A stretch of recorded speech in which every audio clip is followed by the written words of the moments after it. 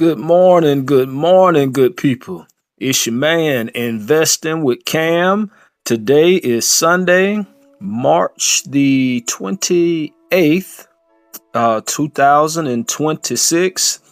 As you can see on the screen, I have a stock here, which is Fermi, or ticker symbol FRMI. And this is going to be the third stock that I wanted to show you guys and talk to you guys about in order to try and get 100 shares of, so that you would be able to sell calls. And or if you see here, Fermi is at $6.18 right now as far as the price.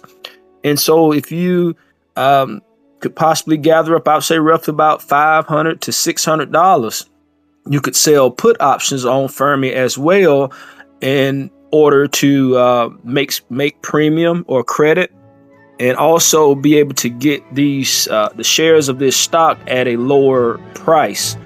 And so I want to talk about Fermi, or FRMI, as my third stock, because this one to me is going to be the most speculative play of the three that I've shown you guys.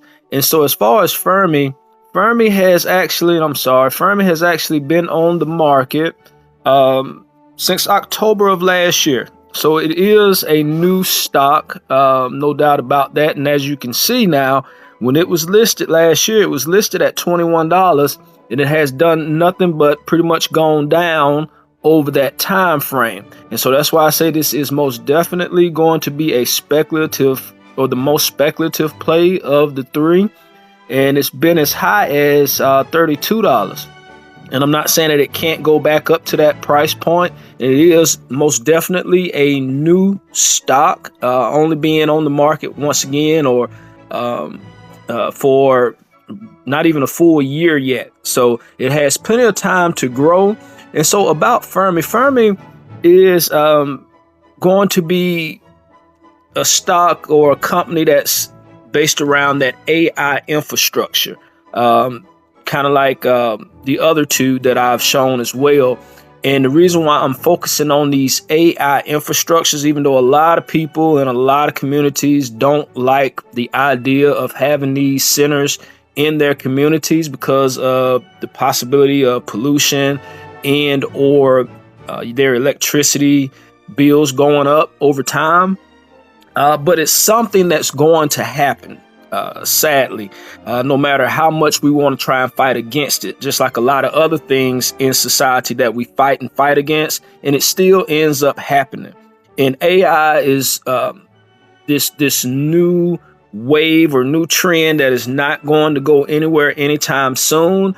And it also has the most potential down the road than a lot of stocks and things that are coming out today that are not based around AI or AI infrastructure. And this particular stock or company, was founded by Rick Perry and some other guys, in which, if you're not familiar, Rick Perry, I think he actually was the governor in Texas at some point in time. And I guess he's out of politics now, and now he's trying his hand in the AI arena, so to speak. And so with that being said, like I said, this company, it could flop, most definitely. But at the same time, based off of what they're trying to accomplish. And so let me read it too. So Fermi Inc. engages in the development of energy infrastructure. It intends to develop an energy and data center development campus to support the needs of to be built AI infrastructure. So I can't really fully explain that, but to me it sounds like that they're going to be like a blueprint or something like that. And if others want to use their services, then they'll, I guess, help build them AI infrastructures or AI factories or these data centers or what have you. But enough about that. Like I say, I just believe and know that AI is going to be huge in the future. I can't say that Fermi is going to be a part of it, but it most definitely could. So this is a very low cost stock to be able to purchase and hold, because you don't know what the future could be. I mean, literally, you could have 100 shares, and as you can see here, I have 100 shares, and I could sit on these 100 shares, and come 10 years later, Fermi's done shot up to $500 per share. You just don't know in the market what could or could not happen. But also, my biggest thing is being able to make some type of money while we wait to see what the stock may do, in which, like I said before, it's a risk that you take when you're selling calls and or selling puts, because if you look here at where it says position, and under there it says 100 shares, and then under that 100 shares, my average cost is $7.75. And then if we move to that second column down to the bottom, it says my total return, which my total return is a negative $157, meaning that I'm down in this position at this point in time. Because like I say, it's just a chance and a risk that you take, or that we take, when dealing with speculative plays like Fermi. But at the same time, I still believe that Fermi could most definitely shoot up a lot in the future. But let's go to the trade options table. And so with Fermi, I'm going to choose up here at the top, I'm going to choose this up and coming Friday, which will be April the 2nd. And I'm going to do sell at the top, call at the top, because I personally own 100 shares of Fermi. Okay, that means that I can sell 100 calls because I own 100 shares. If I only had the money in my account, let's say $500 or $600, then I would turn around and sell put options if I only have the money in my account. So I always keep that in mind. When you're selling a put, you have to have the money in order to purchase the shares if the strike price drops, if the stock price drops below your strike price. If you're going to sell a call, you must own 100 shares or more. But for each contract consists of 100 shares of a particular stock, whichever that stock may be. And so, like I say, I own 100 shares. And as I showed you on that previous screen, that my average cost is $7.75. And so, in which this most definitely is going to change on Monday. But let's just say if these numbers stay the same through Monday, I personally would go up to the $8 strike price. As you can see, $8 call. I would choose the $8 call because that's above my average cost, meaning if Fermi was to go up above $8, I would get some price appreciation, plus I would receive that credit for selling the call. So I would choose the $8 call. Some people would maybe go because they may not think Fermi is going to go up next week, and they may choose the $7 strike price, in which they would get more premium by choosing that strike price. But if Fermi turns around, because Fermi is volatile, I mean, I've seen Fermi at $12 in the past couple of months, drop down to where we are now. So it's just kind of back and forth right now. So I would just choose the $8 strike price or call price. And I own 100 shares. So I would do one contract. And as we can see here in the green, we see bid at 35 cents, ask at 40 cents. So it's a tight spread.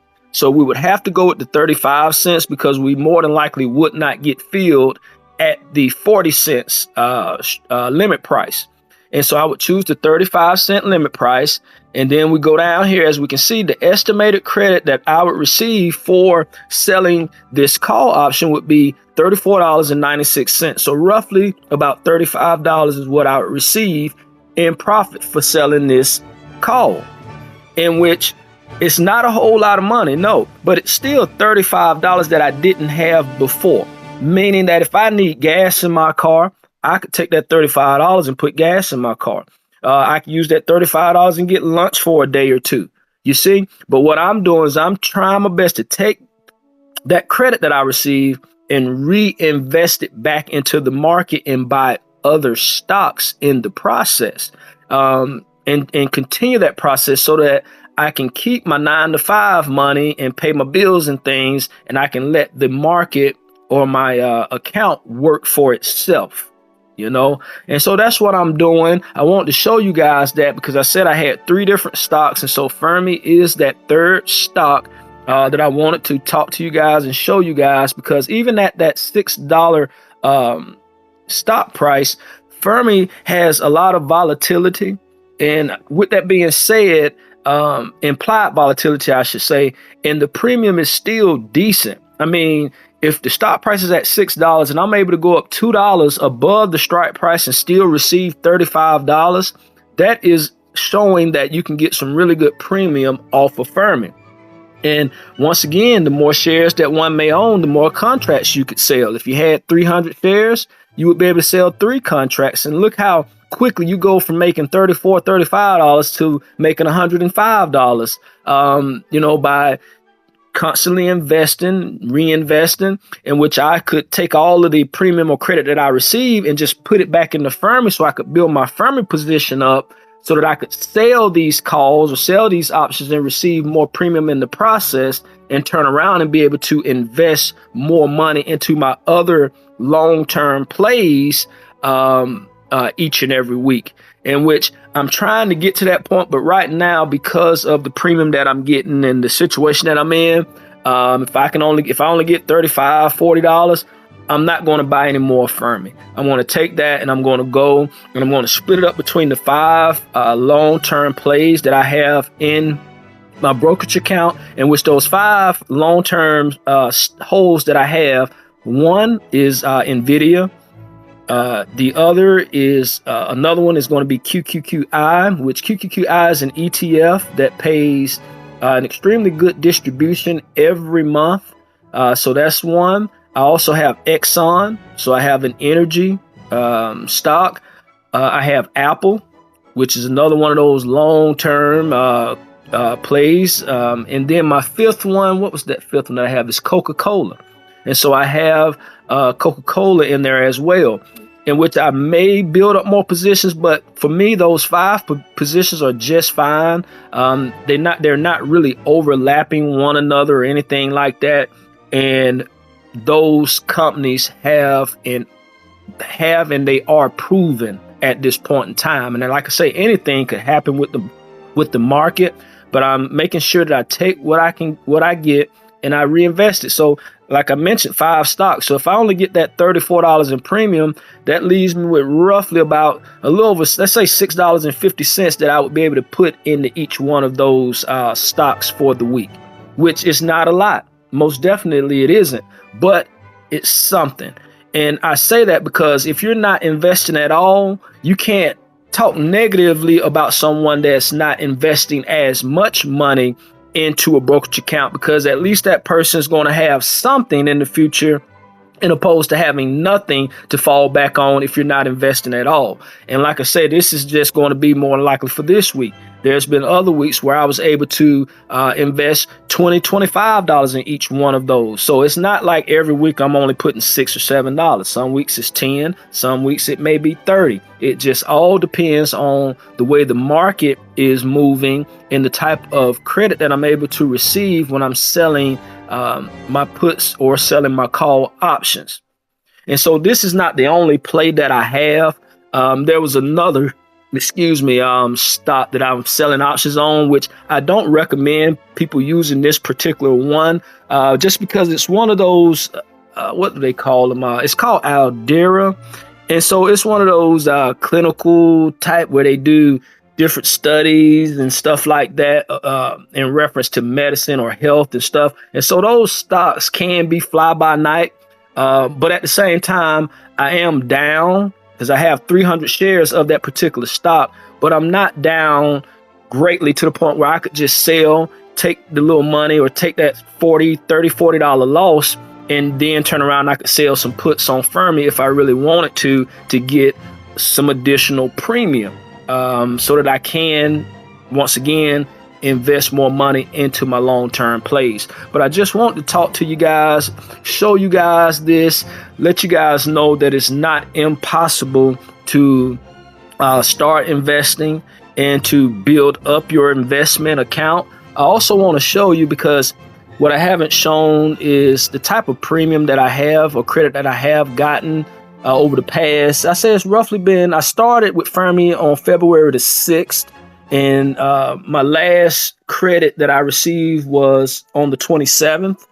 So it was on Friday, what have you, or Saturday. If Saturday was the 27th, I don't know. But yeah, that was the last time. I think it was on Saturday.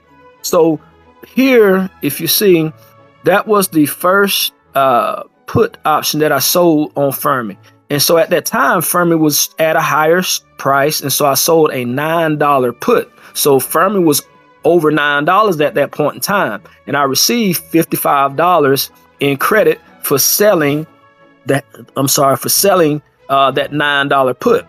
That $9 put, if I'm not mistaken, that one ended up expiring. No, I got assigned on that $9 put.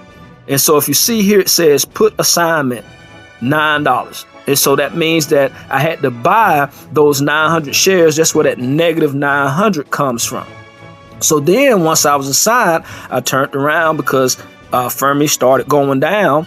I sold, as you can see here, a $9 call, which when I got assigned at that $9, it actually was a lower overall average cost. Just because the premium was also included in that. So my average cost is already below $9 anyway. And so I sold the $9 call, received $40 in credit for that, turned around. And did that expire? Let's see, Fermi market buy. And so that one ended up, it looks like, being assigned. I must have had another call because I must have had 200 shares at the time, because I also sold a $10 call here for $27. My $9 call had gotten assigned to me, and so as you can see here, I received $899.98 once that got assigned to me, meaning that $900, don't forget, it's minus the premium though. So I got back my initial investment plus my premium. And then I turned around and sold an $8.50 put, and also sold a $9 put and received $30 for one and $50 for the other. I'm not going to go through all of them. I wrote down the total amount that I had basically received over that time frame. And so, no, that says January the 28th. I'm sorry. So it's been January, February. So it's been 2 months. So over a 2-month time frame, I've received roughly about $500, which of course is not a whole lot of money. But at the same time, that's $500 that I didn't have to take out of my bank account, that I was able to reinvest back into my brokerage account. And so when I started this, my brokerage account was roughly at about $1,500. And of course, the market fluctuates up and down. And so I'm down because the market is down. But if the market and everything was trading at the average cost that I bought it at, I would be over $2,000 right now in my account. And once again, that's from money that I didn't have to take from my 9-to-5. This is money that I've put back into the market just by selling calls and puts. And so selling calls and puts can be a very, very lucrative thing to do. And of course, the more money you have, the more money you can make, point blank period. That's just how life works. Let's say if you had $50,000 and you wanted to just kind of run it all on Fermi. I mean, literally with $50,000, let's just say if you did 50 contracts, 50 contracts, we're talking about over $2,000 a week in credit that you would receive. And that's not even your full $50,000. That's using roughly about $26,000 of that $50,000 that you have sitting around, and you're able to make $2,000 a week. That's more money than me and many others make in 2 weeks, in some cases. And so if you got that kind of money sitting around, and you don't mind the risk, you could possibly retire off of selling options or selling calls and puts using Fermi. If you wanted to use a more established one, a stock that that's not going to fluctuate as much. And if you are assigned or something like that, there's a strong possibility that everything that you invest, you're going to get back in more. Then you could use it on TSSI. You know, SSI is trading at a little bit higher price. But if you were to, you could use this one, and you got 50 grand, you know, 25 contracts, you use 27,000 of that 50 grand, you're making $1,200 a week, you know, so it could be very lucrative, but we don't want to jump the gun too soon either. And so TSSI, if you looked at my previous videos, this is one of those stocks. And right now I have 5 shares of it because I really do and am going to get up to 100 shares of it and sell options using this one, because this one I really believe is a long-term play. The reason why I say that, because it's up $2.45 since it was introduced to the stock market. So I really believe that's going to be a really good play. And once again, it's a part of that AI system and all that type of stuff. So yeah, if you're really big on AI, then most definitely look into TSSI. And as you can see, I have 23 shares of Cypher. With Cypher Mining started off as a Bitcoin mining company, but it's also transitioning into powering these AI facilities. And so I have 23 shares of it, and I'm down $41.25 on this one. But it's also one of those speculative plays that could be a really big investment down the line if things continue to go the way that they want them to go. But most definitely TSSI is the one that I really want to get as many shares as I can of it. And so I'm thinking once Cypher goes back up and I break even, and or if I'm up some on it, I'm going to sell out of that position and I'll get back in it later on. And I'm going to take that money and I'm going to buy more shares of TSSI. Now, this was that speculative stock that I was telling you about. Aldera, which is in that therapeutics sector. And so if you keep up with the market, that's a very shaky part of the market to invest in, which is therapeutics. But what I did with this one, because it was trading at $4, so you can see how quickly it dropped. But I had sold, as you can see here, the $2.50 put option on this one, and I received $180 in credit at the time. But Aldera dropped below the $2.50 strike price that I had, and so I got assigned all of the shares. So I got assigned here, as you can see, twice. So I got 300 shares of it. And so yeah, I could sell options on it, but the premium is not a whole lot right now with Aldera. So I could sell the $2 strike price, because my average cost is $1.90 on this one. So I would be above my average cost, and I could receive almost $15. So I could add that to that $34, $35. So I would be getting roughly almost $50 in premium for next week if I decide to do that, because at one point Aldera was going back up and I should have sold then because I was up, and you know, I could have made like $100 in profit, but I thought it was going to keep going up so that I could try and get a little bit more out of it. But I'm not in a rush to get out of that position. And so we'll just see how things look come Monday morning when the market opens and we're able to sell options again. And these, like I was telling you, these 1, 2, 3, 4, 5 stocks here, these are going to be my long-term plays. These are stocks that I want to invest in and continue to invest in up until the point where I am retired. So, and then, like I say, right now it's not a whole lot, but I'm trying to get, if I can just average about almost $5,000 a year invested into each one of these, so basically $1,000 a year. Even if I can't get up to 100 shares in any of them and selling the options, but you got to think about a stock like Apple, even Exxon, Nvidia, they could easily 10, 20 years down the road be $500, $600, $700, $800, $900 per share stocks. And so even if I only have, let's just say if I'm only able to get 100 of Exxon and it goes up to $900, I got $90,000 right there. And I may only had invested into it, $15,000, $20,000. You know, and so the same thing when it, or yeah, 15, 20,000, the same thing with Nvidia and Apple, even Coke. Coke has been around for ages. It's not going to just explode, but it's constantly has been going up all these years, and it also pays a dividend. And so that's why I also invested in the Coke, because it pays a dividend, and its dividend has been increasing for over 50 years, and it's been paying a dividend for over 50 years. Exxon has it is over $1 per share dividend that it pays out.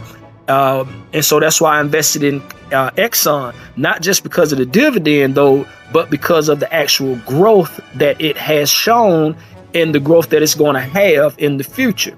And then QQQI, that particular one, like I said, it pays about $1.60 per month per share. And so that's going to be like an income generator for me on top of Coca-Cola and Exxon, with the growth with Coke, Exxon, Nvidia, and Apple included. So I'm just trying, by the time I retire, you know, let's say 25 years from now, whatever it is, you know, I'm trying to have at least about 300-400 grand in the market and or more. And then at that point, once you retire, you could take it. If you feel comfortable, if QQQI has been doing good all these years, dump it into it, and then just live off of the distribution that QQQI has.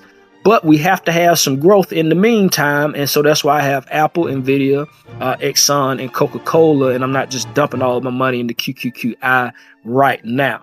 But this is not financial advice whatsoever. These are my thoughts and ideas. We'll see how it works out. I'll keep you guys updated and all of that good stuff as well. But yeah, this is your man Investing with Cam. I wish you guys the best of luck out there, and I hope you have a great Sunday and a great next week.